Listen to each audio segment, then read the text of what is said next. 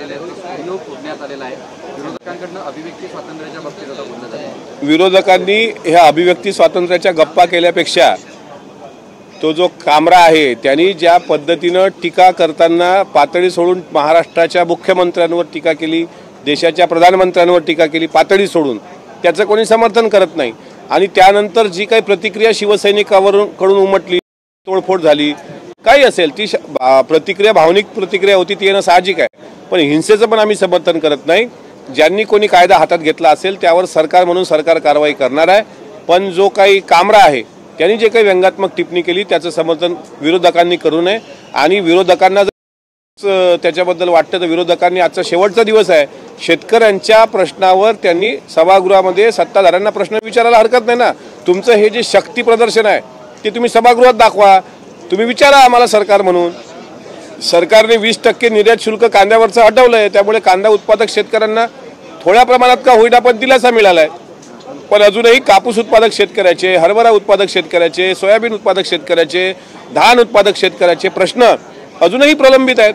त्यामुळे विरोधकांनी भलतीकडे महाराष्ट्राचं राजकारण नेऊ नये आणि आगीत तेल टाकण्याचं काम कृपा करून बंद करावं। जे चूक आहे ते चूक आहे। छत्रपती संभाजीराजे खासदार, माजी खासदार यांनी जे पत्र मुख्यमंत्र्यांना दिलंय ते मी पाहिलं।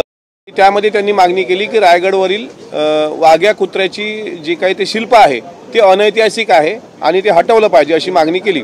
त्यांच्या मनात जर ती शंका आहे तर महाराष्ट्राचे मुख्यमंत्री त्यांना गांभीर्याने घेतील आणि नक्कीच वाघ्या कुत्र्याच्या बाबतीत जे गैरसमज आहेत ते एकदा संशोधन समितीने एखादी गठीत करून ते जनतेसमोर आणावे, जेणेकरून जनतेच्या मनात कुठला प्रश्न उरणार नाही। पण आता वाघ्या कुत्र्याच्या प्रकरणात, या कामराच्या प्रकरणामध्ये प्रशांत कोरटकर नावाचा नराधम सुट्टा कामा नये। प्रशांत कोरटकर कोणाच्या आशीर्वादाने मोकाट आहे तर त्याचं स्पष्ट उत्तर मी देतोय। नागपूर पोलिसांचं अभय असल्याशिवाय प्रशांत कोरटकर मोकाट सुटू शकत नव्हता। मला एका मित्रांनी सांगितलं तो चंद्रपूरमधील ताडोबाच्या अभयारण्यात आहे। म्हटलं ताडोबाच्या अभयारण्यामध्ये वाघ असतात, कुत्र्याला तिथे संधी नसते आणि हा तिथे लपू शकत नाही।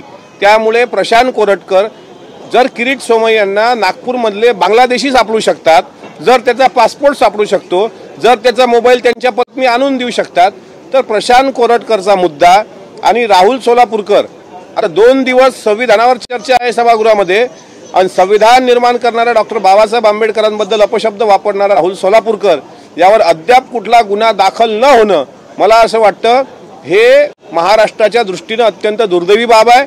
IPLच्या मॅचेसमध्ये कामराच्या या व्यंगात्मक टिप्पणीमध्ये प्रशांत कोरटकर आणि राहुल सोलापूरकर हे 2 नराधम मोकाट सुटत आहेत असं दिसते। आणि उद्या जर त्याला कोर्टाने आज उद्या त्याला जामीन मंजूर केला तर हे सर्व नागपूर पोलीस करत होते, हा त्याचा अर्थ आहे, हे मी स्पष्टपणे सांगतो। कोरटकरांना अभय देणारे राज्याचे गृहमंत्री देवेंद्र फडणवीस आहेत असं म्हणायचं का नागपूर पोलिसांवरती तुम्ही? हे बघा, तुमचा प्रश्न स्कोपच्या बाहेरचा आहे। मी गृहमंत्र्यांवर काही याच्यात हे बोललोय का? गृहमंत्र्यांनी स्वतः सांगितलं तो जिथं कुठं असेल त्याला आम्ही शोधून आणू। पण पोलिसांमध्ये प्रत्येकाचे लागेबांधे, आरोपींसोबत पोलिसांचे लागेबांधे नसतात का? मग कोरटकर दिसत कसा नाही नागपूर पोलिसांना? गृहमंत्र्यांनी जे काल उत्तर दिलं, गृहमंत्र्यांनी स्पष्टपणे सांगितलंय की तो आकाश पाताळात जरी गेला तरी त्याला अटक होणार। उद्या जर त्याला जामीन मिळाला तर मग हे तो कोणाच्या पाठिंब्याने जातो हे आम्ही पोलिसांना विचारतोय। नागपूर पोलिसांमधले जर काही पोलीस त्याच्या संपर्कात असतील, कोल्हापूरवरून पोलीस त्याला शोधायला येतात, तर नागपूर पोलिसांना कसा दिसत नाही? तुम्ही बघा, कालपासून कोरटकरचा विषय मागे पडला, रात्री कामराचा विषय आला, काल वाघ्या कुत्र्याच्या समाधीच्या संदर्भातलं त्या शिल्पासंदर्भातलं पत्र आलं, कालपासून IPLच्या मॅचेस सुरू झाल्या आणि आपल्या रयतेची जनतेची शॉर्ट मेमरी आहे। त्यामुळे काल कोरटकर काय बोलला त्याच्यावर कोणाचा अंगुली निर्देश नाही। कोरटकर हा किती बदमाश असू शकतो की छत्रपती शिवाजी महाराजांच्या आईबद्दल, राष्ट्रमाता जिजाऊ साहेबांबद्दल अपशब्द बोलणारा व्यक्ती असा मोकाट फिरू शकतो। आणि दुसरीकडे तो जे बोलला अपशब्द ते जर एखादा मुसलमान बोलला असता तर महाराष्ट्रामध्ये दंगे केले असते, दंगे थैथयाट केला असता सर्वांनी। पण प्रशांत कोरटकर जो मोकाट सुटलाय, मी जरी सत्तेमध्ये असलो, मी जरी महायुतीचा घटक असलो, तर माझा शंका ही नागपूर पोलिसांवर आहे। नागपूर पोलिसांमधले काही अधिकारी त्या कोरटकरच्या संपर्कात आहेत आणि त्यामुळे कोरटकर अद्यापही सापडला नाही। पण परत एकदा सांगतो, कोरटकर असेल किंवा सोलापूरकर असेल, हा कुठेही बिळात बसलेला असला त्याला कोर्टाने जरी जामीन मंजूर दिला किंवा सोलापूरकर एफ आय आर झाला नसेल तरीही भीमसैनिक आणि महाराष्ट्रातील शिवप्रेमी जनता हे जिथे दिसतील तिथे यांना पायदळी तुलवल्याशिवाय राहणार नाहीत. काल राज ठाकरे असं म्हणतात की विधानसभेत सगळे खोक्या भरले, विधानसभेत सगळे खोक्या भरले.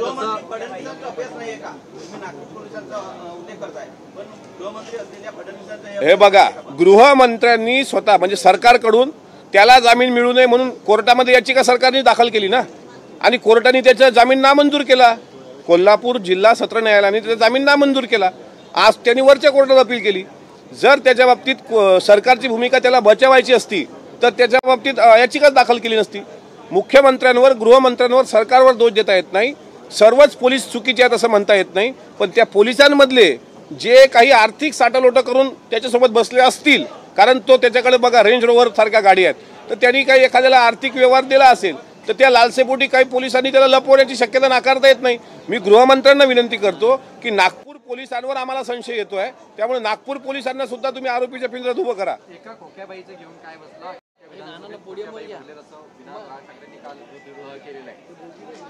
काय त्यांना राजकीय कोपरखाळ्या करण्याची त्यांची ती मला वाटते पद्धत आहे, आणि त्यांचा कोणीच प्रतिनिधी त्यांच्या पक्षाचा विधान भवनात नसल्याचं दुःख त्यांनी त्यातून व्यक्त केलं. सत्तेच्या विरोधात आहे, त्यांनाच विचारा. एक एक बरोबर आहे. अजितदादा जे बोलले, नांदेडमध्ये बोलले, परवाच्या दिवशी एका इफ्तार पार्टीच्या कार्यक्रमात बोलले की महाराष्ट्राच्या समोरचे प्रश्न हे शेतकऱ्यांचे प्रश्न आहेत. अचानक 300 वर्षाच्या नंतर औरंगजेब कबरमधून उठवता तुम्ही, आणि जिवंत शेतकऱ्याची प्रेत पण दिसली पाहिजे ना. शेतकरी आत्महत्या काही थांबलेली नाही. परिशिष्ट 9 वर मी उद्या बोलणार आहे. परिशिष्ट 9 कशा पद्धतीने शेतकऱ्यांच्या धोरणाच्या बाबतीत चुकीचं ठरवलं आहे अशावर बोललं पाहिजे. महाराष्ट्राचे प्रश्न, औरंगजेब कबरमधून बाहेर कसा आला, पण आपली जेब खाली होते ना इकडे, त्याच्याकडे बघा. अजितदादा हे शिवशाहू फुले आंबेडकरी विचाराचे नेते आहेत, त्यामुळे त्यांनी महाराष्ट्रामध्ये कायदा सुव्यवस्था अबाधित राहावी, कायदा सुव्यवस्थेचा प्रश्न निर्माण होय या माध्यमातून केलेलं संविधानिक ते वक्तव्य आहे. त्याकडे आम्ही त्याचा आम्हाला अभिमान आहे.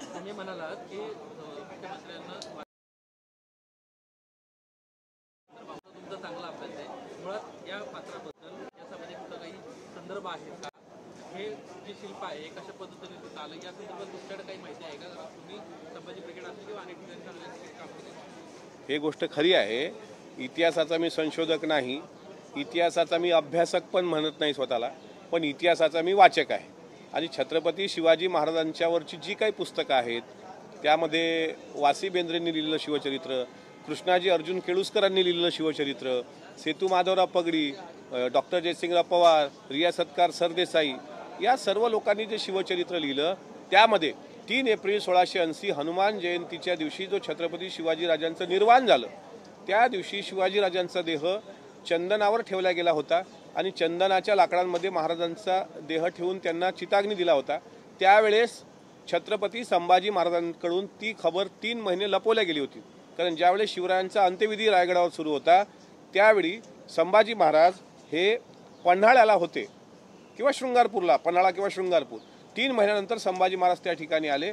पण तात्कालीन संदर्भ साधनं अशी सांगतात की त्या काळात सती जाण्याची परंपरा होती, म्हणजे पती गेल्यानंतर सती जाण्याची एक त्या काळात परंपरा होती.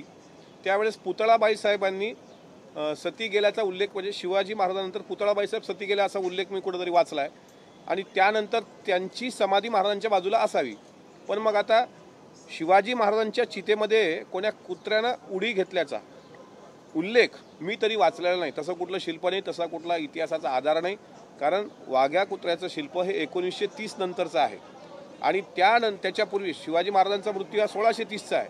त्यामुळे ह्या 300 वर्षानंतर ही शिल्प कसं उभारलं गेलं, हे कुणी उभारलं, असा छत्रपतीच्याच वंशजांना असेल म्हणजे संभाजीराजांना, तर तो संभ्रम महाराष्ट्र सरकारने दूर करावा. त्यातली ऐतिहासिक साधनं, अनैतिहासिक साधनं. दुसरं एक असं वाईट वाटतं की जरी वाघ्या कुत्रा असेल असं मान्य करूया, पण साधारणपणे शिवाजी महाराजांच्या पायाजवळ त्याची समाधी असायला पाहिजे. पण वाघ्या कुत्र्याची उंची इतकी मोठी आहे की सूर्य ज्यावेळेस सूर्यास्ताकडे जातो त्यावेळेस ती सावली शिवाजी महाराजांच्या समाधीवर पडते. त्यामुळे कुठेतरी शिवप्रेमींच्या भावना दुखावल्या जातात, आणि ते दुखणं साहजिक पण आहे. त्यामुळे वाघ्या कुत्रा होता की नाही, पण आताच्या घडीला हा विषय महाराष्ट्राच्या दृष्टीनं सध्या तरी तितका महत्त्वाचा नाही. त्या विषयावर नक्की चर्चा करा. नंतर त्यावर सरकार म्हणून सरकारला काय करता येईल ते योग्य पाऊल संभाजीराजांचा आदर ठेवून केला जाईल. एखाद्या संवैधानिक पदावरती असलेल्या माणसासोबत समाजासंदर्भात किंवा पदाधिकाऱ्यांसंदर्भात कॉमेडियननी असा उल्लेख करणं कसं बघताय? चुकीचंच आहे. कॉमेडियनला माहीत आहे की आपण जर गरम दूध पितोय तर आपली जीभ पोळेल, कशाला प्यायचं, थोडं थंड होऊ द्यायचं ना. त्याच्यामुळे स्टँडअप कॉमेडियननी अशा प्रकारे संविधानिक पदावर असणारे देशाचे प्रधानमंत्री असतील, राज्याचे उपमुख्यमंत्री असतील, यांना अशी भाषा वापरणं हे संजय राऊतांना जरी चांगलं वाटत असेल पण महाराष्ट्राला हे आवडलेलं नाही आणि त्याची प्रतिक्रिया महाराष्ट्रातल्या जनतेने दिलेली आहे. आता त्यांनी कायदा हातात घेतला हे मान्य आहे, त्यांनी तोडफोड केली हेही मान्य आहे, पण पोलिसांनी त्यांना ताब्यात घेऊन त्यांच्यावर कारवाई केली हे पण मान्य करा. असं म्हटलंय की जर त्यांना माफी मागितली नाही तर रस्त्यावर फिरू देणार नाही, त्याच्या तोंडाला काळं बसणार असं शिवसेनेचे मंत्री सुद्धा म्हणतात. साहजिक आहे, त्यांनी बोलताना 10दा विचार करायला पाहिजे होता आणि त्यांनी चूक झाली असेल तर चूक झालीच, तरी झाली असेल म्हणजे झालीच चूक, त्यांनी माफी मागून टाकावी.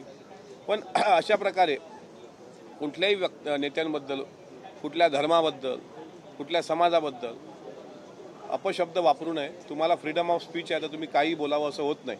मग त्याचं भान कामरानी पण ठेवावं आणि त्याचं भान मंत्र्यांनी पण ठेवावं. आजच्या काळामध्ये आपण पाहिलं त्यावेळेस सातत्यानं एकनाथ शिंदेच्या बाबतीमध्ये स्पेसिफिक शब्द जो आहे आमदार साहेब तो स्पेसिफिक शब्द वापरला जायचा तो त्या कवितेमध्ये आहे. या संदर्भात तुमचं काय म्हणणं आहे? कारण कामरानं त्याचं नाव घेतलेलं नाही मुख्यमंत्र्यांचं, मात्र ती कविता दोन गिऱ्हाईक गेली. पण ठाण्याचा उल्लेख केलाय ना, ती कविता म्हणताना त्याने ठाणे हा शब्द वापरलेला आहे, ठाण्याचा शब्द वापरला आहे आणि सरकारबद्दल वापरला आहे. मग जर तो असा चुकीचा शब्द जर त्यांनी वापरला असेल आणि तो त्यांच्या म्हणजे ज्यांना शिवसेनेला वाटलं की आपल्या नेत्यांबद्दल तो आहे आणि नसेल तर त्यांनी खुलासा करावा त्यांनी कोणाला म्हटलाय तो शब्द, त्यांनी तो वापरलाय, त्याची रिॲक्शन आली. सवाल यही है कि जिस तरीके से एकनाथ शिंदे के ऊपर तंज कसते हैं लाल कामरा, इसे एक कॉमेडियन की अभिव्यक्ति की आज़ादी समझे या इसके पीछे कोई सोची समझी रणनीति है जिस तरीके से इशारा किया जा रहा है? हा कोरटकर हाकला पहिलं मी देतो उत्तर. इसमें कोई एक बात तो तय है कि जानबूझ के इस तरीके का कोई स्टैंड अप कॉमेडियन अगर इस तरीके से वक्तव्य करता हो तो महाराष्ट्र के मसले कहाँ पर है, क्यों उसने ऐसा कहा, और वो भी सेशन कार्यकाल जब शुरू है तभी उसका ये वक्तव्य आया. एक बात देखिए कि कामरा ने जो कुछ भी बात की वो कोई भी सहन नहीं कर सकता और महाराष्ट्र की गरिमा रही है कि महाराष्ट्र के पद पर बैठे हुए तुम्हारे बाजू में यशवंतराव चौहान साहब की प्रतिमा है. जब प्रहलाद केशव अत्रे इन्होंने अभिव्यक्ति स्वातंत्र्य आगे रखकर उन्होंने इस तरीके से उन पे निंदा टीका टिप्पणी की थी, तब खुद जाके यशवंतराव चौहान साहब ने उनके घर पे जाके कहा था कि आपने तो आर्टिकल लिख दिया कि मैं निसंतान हूँ. लेकिन वेणुताई जब प्रेग्नेंट थे तब अंग्रेजों ने लाठी मारकर जब गर्भपात हुआ तो हमें फिर से ये नहीं हुआ, यानी बच्चा हमें संतान नहीं हुई, तो रोए थे प्रहलाद केशव अत्रे और माफ़ी मांगी थी कि ये महाराष्ट्र की परंपरा इस तरीके से रही है कि अगर किसी संवैधानिक पद पर हुए व्यक्ति का इस तरीके से आप अवमान करते हो और आप खुद को कहते हो कि मैं पत्रकार हूँ, मैं स्टैंड अप कॉमेडियन हूँ वगैरह वगैरह जो कुछ भी होगा, लेकिन इस तरीके की छूट आपको किसी ने दी नहीं और रिएक्शन जो आई उसका भी मैं समर्थन नहीं कर सकता. लेकिन जो महायुति के सत्ता के बारे में कहा गया, जो शिंदे साहब के बारे में कहा गया, वो गलत है, वो गलत है. फहीम खान जो है मास्टरमाइंड समझा जाता है और ये लोगों का घर पे जो लीगल स्ट्रक्चर है उस पर बुलडोजर चल रहा है. ये सारी कार्रवाई हम टीवी में देखते थे, वही पैटर्न है. नहीं, फहीम खान ये नागपुर दंगल का मास्टरमाइंड है, ये लगभग तय हो चुका है. अगर उसने इलीगल वहाँ पे उसके घर का जो बांधकाम है नागपुर में वो इलीगल टाइप से उसने आगे होकर किया और नागपुर मनपा ने अगर नोटिस देने के बावजूद उसने वो हटाया नहीं होगा तो उस पर कानूनी कार्रवाई होगी. फिर घर पे बुलडोजर चलाना है, घर पे थोड़ी बुलडोजर चलेगा. जो काम दंगा फसाद करेंगे, लोगों के घर जलाएंगे और हम खुद महफूज नहीं रख सकते. जिसके घर शीशे के हो वो दूसरों के घर पे पत्थर नहीं उछालते. फहीम खान पे देशद्रोह दर्ज हुआ है. फहीम खान अगर इस दंगल का मास्टरमाइंड है और उसने इलीगल बांधकाम उसके घर का किया तो रीतसर उसको नोटिस इश्यू की ना.